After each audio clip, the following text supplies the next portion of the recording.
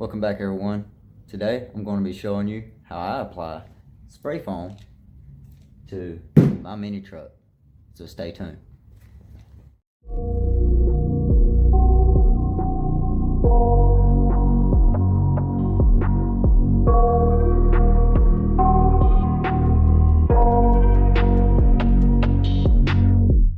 I got nightmares. Before we get started, I'm going to show y'all that this hood does open.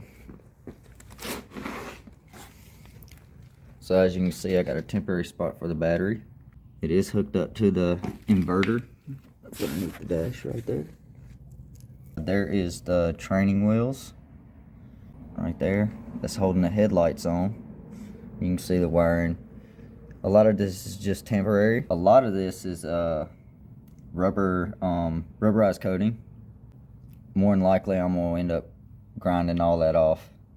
When I go to paint this, after I fiberglass everything, I'm stripping every part off of it. The wheels, pedals, probably getting new pedals. Anything that needs to be addressed is going to be addressed then. Before I get started, I'm gonna show y'all how I'm gonna prep this. I gotta make sure I have a gap up here. So what I'm gonna do is grab some cardboard that I've already pre-cut and put across the gap, more than likely right here on the sides too. Probably not right up against it, I don't know yet. Also, I was looking at it last night, and this hood line all the way down is actually crooked too. So I'm going to fix that, which all that's getting covered up. I can fix that after I do all that. It should be over here a little bit more, like right here. Well, it's a good thing it isn't fiberglass yet, and the hood's got to come up. Let's get to prepping this thing. Alright, I got all the cardboard on here. What I done was I used cereal boxes, and I just went along the edge of the hood, and then I separated it in between, left it high enough to where when the foam expands that there'll be a barrier, and when I cut it, all I got to do is like slice it along like the back side or wherever, separate it. That way it gives me a nice clean cut. Alright, to the foam. Alright, what I'm using is something that I got from like Dollar General. If you don't have a Dollar General, it'd be like a little convenience store / grocery store. I don't know what y'all would call them out west, if they have them out west, but I like this stuff a little bit better. I'm not biased when it comes to like great stuff or anything. There is great stuff on this truck. I found out using this, which, I mean, it's a little bit more expensive, but the way the foam expands, it's more white, and there's way less air bubbles in it. There isn't like huge air bubbles like this, or you see it's pitted like all over the place. I really don't get that with this foam. So if you're looking at like foam that's sort of like a two-part mix, like automotive foam or something like that, craft foam, this is like the closest thing I could find in a can. Alright, before I start, I cannot stress this enough. Please use gloves with this stuff. This is one of those type of things to where if you get it on your skin, if you try to, after it dries, if you try to pick it off, it will take your skin with it. There is a few chemicals that'll take it off. I think acetone will melt it and stuff like that. But if you don't get it off, it's one of those things to where you have to wear it off. It's like getting a magic marker on you. These days they have stuff to remove that stuff, but back in the day, you kind of had to wear that marker until it kind of went away. But this is basically the same stuff. Like, it'll stay on your skin for a very long time. Alright, so what I'm going to start doing is I'm going to probably go down beside of this, because I know this needs to come over some. The thing is, like, if you use great stuff or something like that, there's always like a huge like burst of air that it's like having the squirts, and it'll shoot it all over the place your first try. Find somewhere to at least get that first little bit out. That way, if you're trying to be very detailed with what you're doing, it doesn't make a mess. Really, all you have to do is like squeeze it very, very little till it starts coming out very slow. And I'll show y'all now.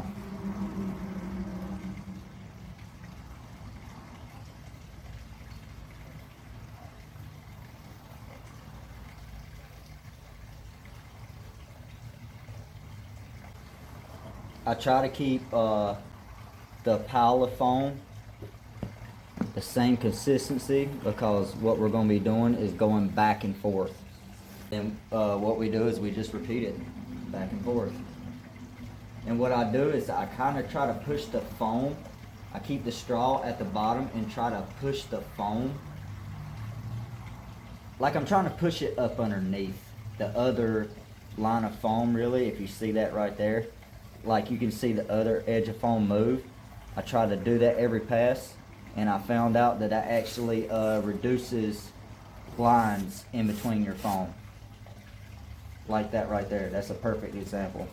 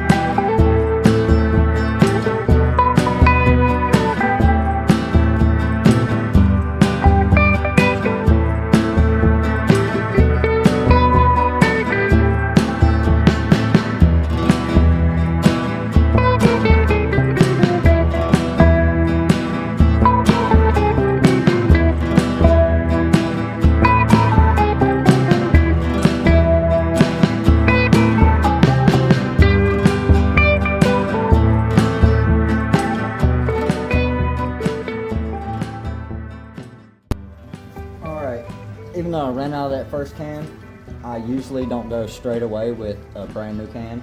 I kind of wait on that.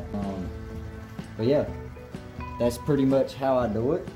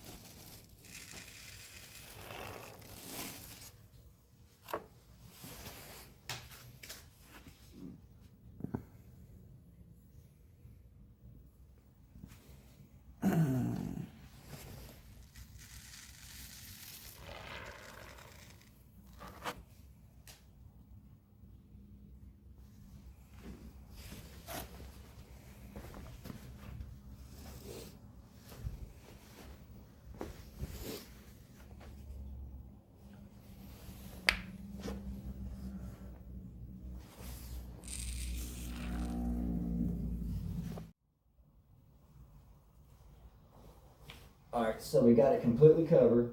Got the front covered, got in between the windshield and the hood covered, and I went around and did touch up some of the holes and stuff, which you can see some of the holes aren't as deep as what they usually are. I'm kind of hoping later on I'll find one maybe in this hood somewhere where I could show y'all where I could stick the hose in one spot and it would pop up on the other. I think that's the coolest thing. But yeah, after this cures tonight and everything, I'm gonna walk out here early in the morning and check on it. Y'all stay tuned for the next video, because on that one I'll be showing y'all the process on how I cut and shape all this. So until next time, y'all take it easy.